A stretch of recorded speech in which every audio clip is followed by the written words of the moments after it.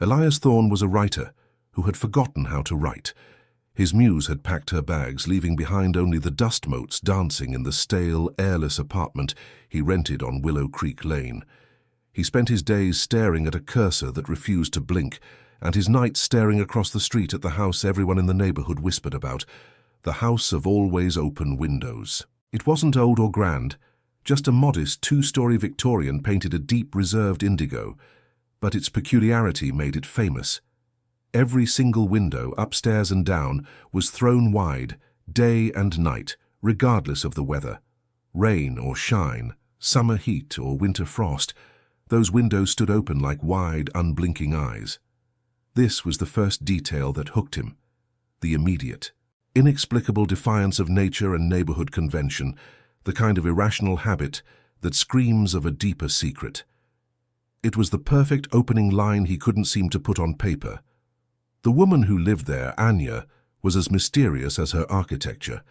Elias had only seen her in glimpses, a flash of dark hair tied back with a silk scarf, the curve of a forearm resting on a windowsill, while she read an ancient-looking leather-bound book, the faint hypnotic sound of classical music drifting across the narrow asphalt road.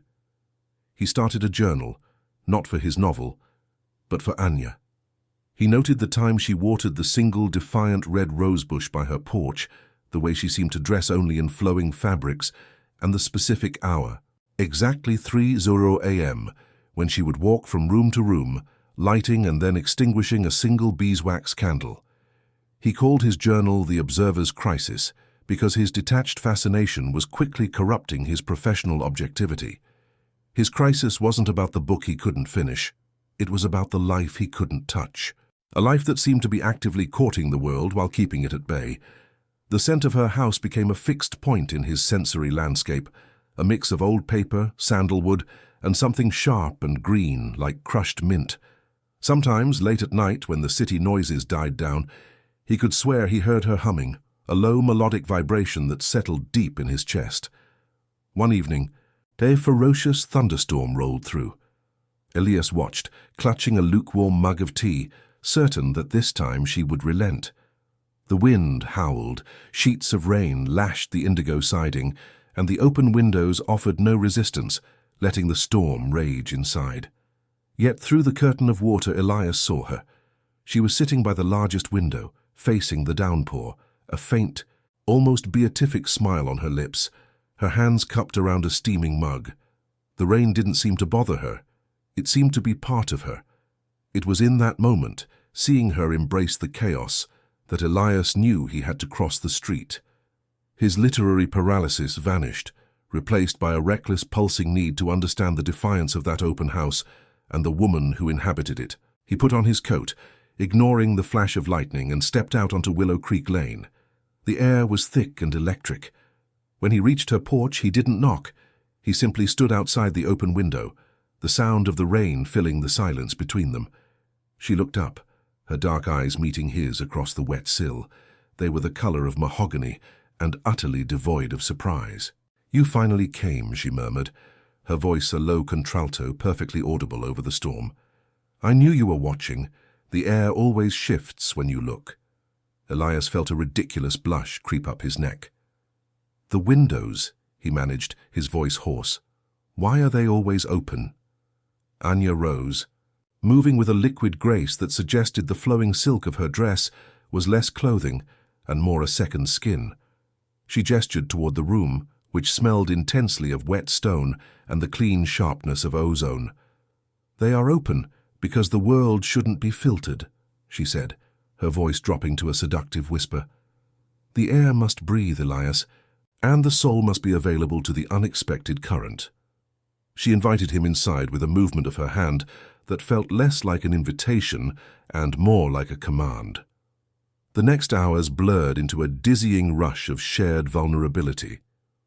Anya was an antique restorer and conceptual artist, her work scattered everywhere, unfinished sculptures draped in muslin, canvases stacked against the wall, the scent of turpentine mixing with sandalwood. She didn't press him about his writing, but she spoke about his gaze, telling him how she could feel his concentration, his doubt, and his growing desire, a form of intellectual intimacy that felt more naked than any physical encounter. They talked about fear, the fear of a blank page, the fear of closing yourself off from the world, the fear of being seen. This was the true nature of the open windows, she revealed, a commitment to radical visibility, a challenge to the hidden threats of the world. As the storm began to subside, leaving behind only the rhythmic drip of water from the eaves, Anya stepped closer. The air between them hummed. She lifted her hand, her fingers tracing the sharp, tense line of his jaw. "You are wound so tight, Elias Thorne. The cage of your own making is suffocating the story." Her touch was featherlight, yet it unleashed a tremor that ran through his entire body.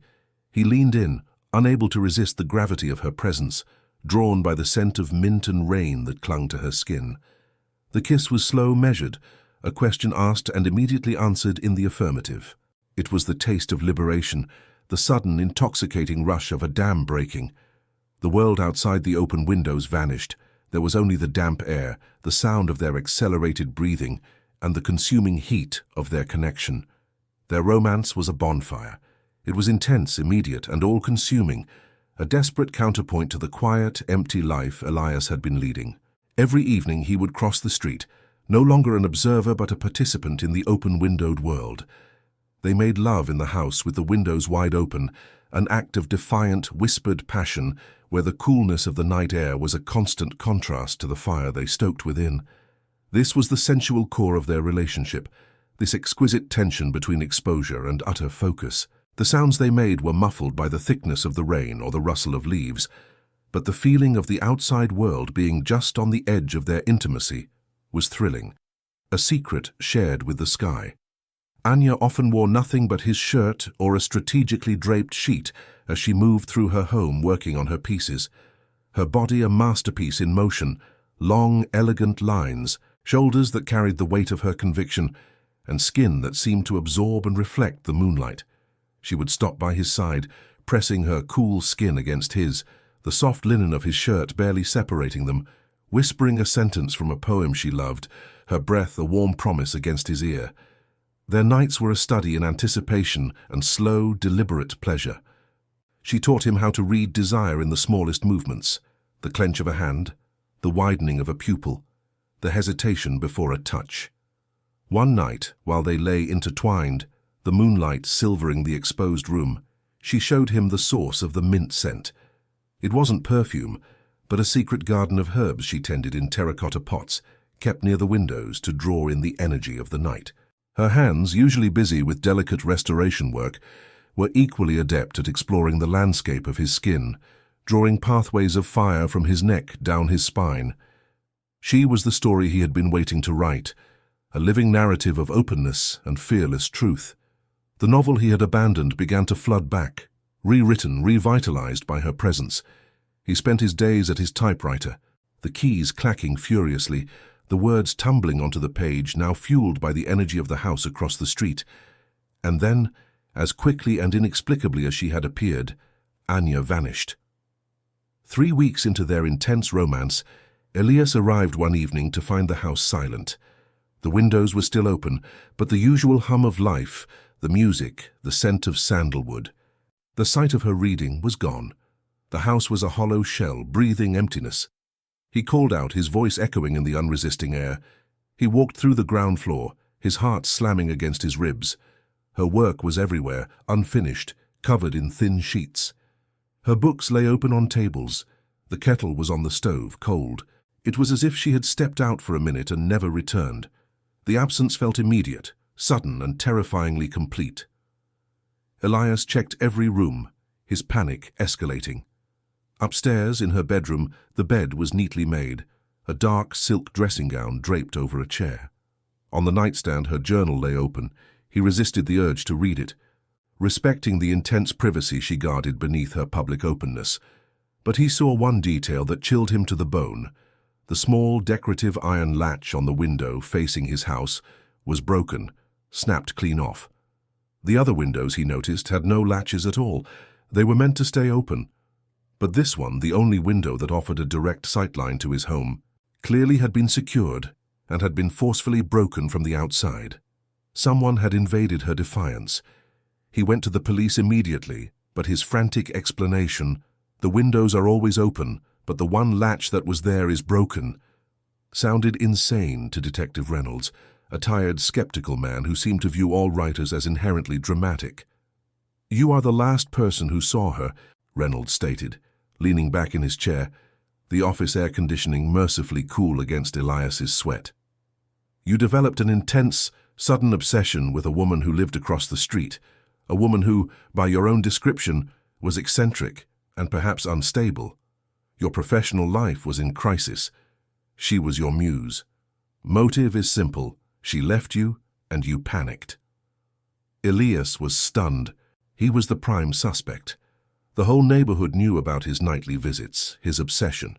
He had provided the police with a detailed chronology of her life, which, to them, sounded like a surveillance log.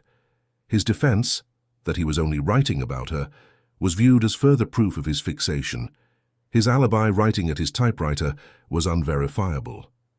"I didn't hurt her. Someone broke into her house," Elias insisted, desperate.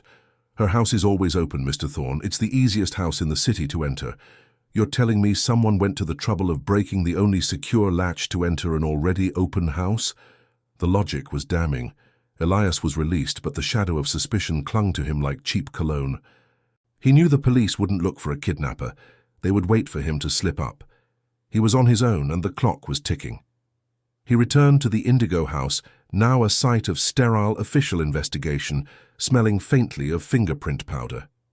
He had to find the real invader. Using his memory and the notes in his journal, The Observer's Crisis, he started his own secret investigation.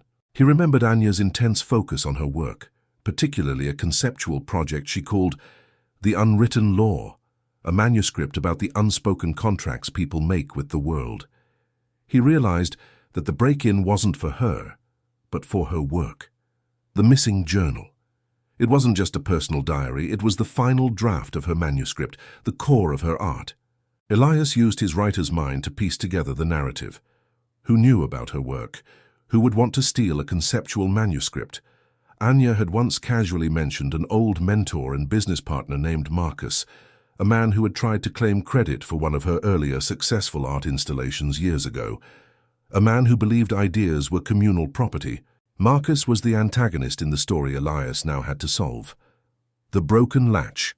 The window facing his house wasn't broken to enter the house. It was broken to observe the observer. Marcus had broken the lock on the only window that Anya habitually closed and locked when she was working on the unwritten law, a subtle act of resistance against his claim. But she had been gone for 3 days. Elias needed a location. He remembered Anya mentioning a disused foundry down by the old industrial docks, a place where she stored her larger, unfinished sculptures. It was a place of high metal ceilings and perfect acoustics, a secret workspace far from prying eyes. It was where she went to truly be alone, the antithesis of the open house. Using the pretext of searching for a missing cat, Elias drove to the docks. The foundry was vast, dark, and filled with the smell of rust and salt air.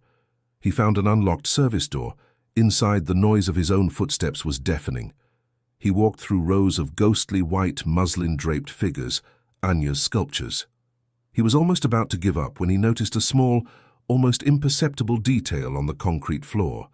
A trail of dried, crushed mint leaves, leading behind a stack of rusted steel beams. The scent, that sharp, green, familiar scent from her herb garden, was his beacon. He followed the trail until he reached a small, reinforced storage closet. A muffled sound, a faint plea, reached his ears. With a surge of desperate adrenaline, Elias threw his weight against the heavy steel door. It was secured by a heavy chain and padlock. He frantically searched the floor nearby and found a discarded, rusted crowbar, a gift from the dilapidated foundry. With a primal roar, Elias jammed the crowbar into the lock mechanism and heaved. The old metal groaned and snapped. Inside, Anya was sitting huddled, pale but unharmed, her eyes wide with relief. "Elias," she breathed. "I knew you would come." Beside her, slumped and unconscious, was Marcus. Anya quickly explained. Marcus hadn't kidnapped her. He had tracked her to the foundry, found her working on the final draft of the unwritten law, and attempted to physically steal the manuscript. She had fought him off, using her knowledge of the confined space and her physical presence. He had knocked her out, locked her in the closet, and was planning to leave with the manuscript to publish it as his own. She hadn't disappeared. She had been trapped while defending her work. "The open windows were bait," Anya whispered, rubbing her wrists. "But not for you. They were bait for him. I suspected he was watching, waiting for me to reveal my vulnerability. By leaving the house open, I invited the surveillance, forcing him to make a move on the only thing I truly kept private, my manuscript." Elias realized the genius of her defiance. She hadn't been afraid of the storm or the neighbors. She had been trying to flush out a specific viper. He used Marcus's dropped phone to call the police, this time demanding Detective Reynolds meet them at the foundry, mentioning assault, grand theft of intellectual property, and false imprisonment. When Reynolds arrived, the scene, Marcus tied up with rigging wire by a now fiercely protective Anya, the manuscript clutched in her hand, spoke for itself. The suspicion on Elias vanished, replaced by the grudging respect of the detective. The open window wasn't a sign of instability, it was a testament to her courage. Anya returned to the Indigo House the next day, and Elias was there waiting. The trauma had only intensified the fierce, protective love between them. The experience had ripped away any lingering hesitation or reservation they had held. They spent the next 24 hours in the quiet, empty house, their reunion a deep, slow reaffirmation of their commitment. The windows stayed open, but now they represented shared freedom, not defiance. They were home. Elias's novel, The Observer's Crisis, was completed 2 months later. It was a critical and commercial success, a complex literary thriller that blurred the lines between observation and participation. Anya's The Unwritten Law became the centerpiece of a major gallery installation, the house itself becoming part of the exhibit, symbolizing the vulnerability required for true art. They moved in together, in the house with the always open windows. They never closed them, not even in the deepest winter. They simply added thick, beautiful velvet curtains, which they agreed were for aesthetic purposes only, never for actual privacy. Their life was an open book, but now they were writing it together. Their love was a current of air, always moving, always fresh, never contained. Their ending was not just happy, it was wide open. If you love this story and want to hear more like it, please hit that subscribe button. It truly means the world to us and helps us grow. And hey, while you're at it, let's aim for 50 likes on this video. Help us smash that goal.